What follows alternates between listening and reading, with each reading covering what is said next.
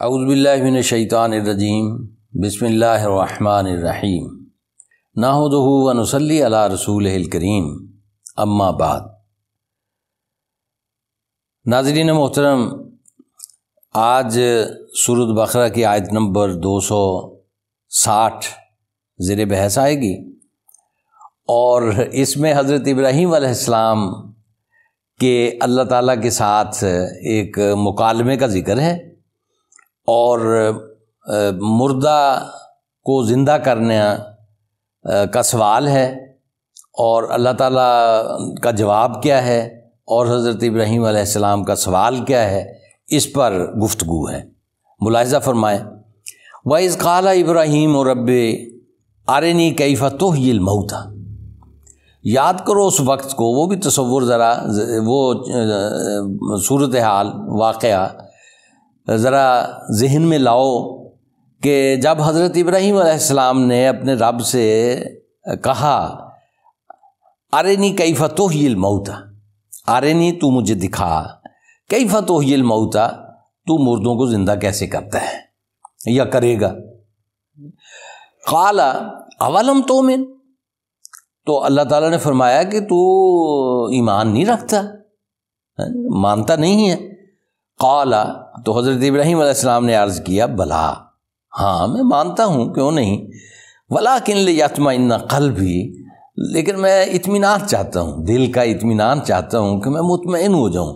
یعنی یہ جو چیز ایک تو ہے نا غیب پر ایمان لانا، وہ تو ہے، لیکن میں عملی مشاہدہ بھی کرنا چاہتا ہوں۔ یہ مشاہدہ انسان کی خواہش ہے، اور انبیاء کرام علیہ السلام کے علاوہ بھی لوگوں نے ہمارے امت مسلمہ میں بھی یعنی اس میدان میں قدم رکھا، لیکن وہ تو انبیاء کرام علیہ السلام تھے اور براہ راست اللہ سے رہنمائی لیتے تھے، استفادہ کرتے تھے، اور وحی کے ذریعے سے ان کو پیغام رسانی کا سلسلہ قائم تھا۔ تو لیکن بہرحال ہر انسان جو ہے وہ کچھ ایسی غیبی چیزوں کی طرف متوجہ ہوتا ہے، تمنا کرتا ہے، خواہش رکھتا ہے، تو یہ بات چلی آ رہی ہے، لیکن اللہ اور اس کے رسول اور نبی تو ان کا معاملہ ذرا الگ ہے۔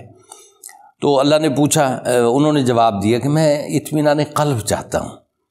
قال، تو اللہ تعالیٰ نے فرمایا فخذ اربعۃ من الطیر، تو 4 پرندے لے لو مختلف قسم کے، فصرہن الیک، پھر ان کو سدھاؤ، ان کی تربیت کرو، اور تاکہ وہ آپ کی طرف آپ کے بلاوے پہ آئیں۔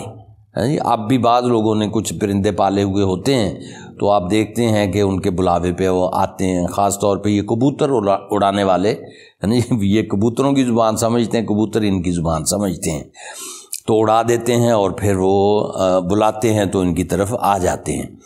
تو اسی طرح سے 4 مختلف پرندے لے کر ان کی تربیت کرو اور انہیں سدھاؤ کہ وہ آپ کے بلاوے پہ آپ کی طرف آ جائیں۔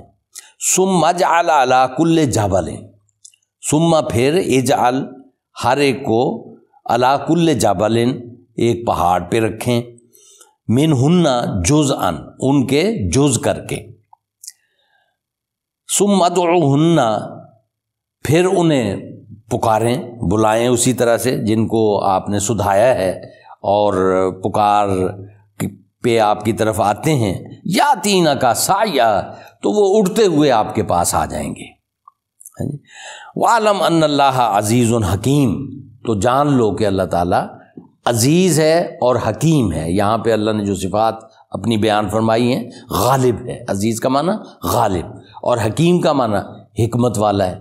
تو عزیز اور حکیم ہے، یہ ہے جی کہ کیسے اللہ تعالیٰ زندہ کرے گا مردوں کو۔ یہ ایک شکل ہے جو حضرت ابراہیم علیہ السلام کو مشاہدہ کروائی گئی، اور ان کے دل میں یہ اطمینان پیدا ہو گیا۔ تو یہ تو ایک اس کا پہلو ہے۔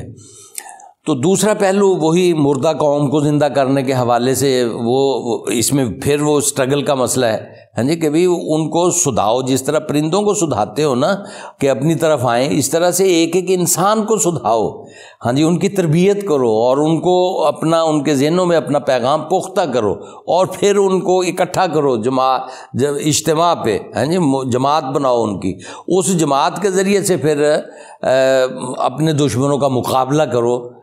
یہ اگلا حوالہ ہے، یہ اگلا پہلو ہے۔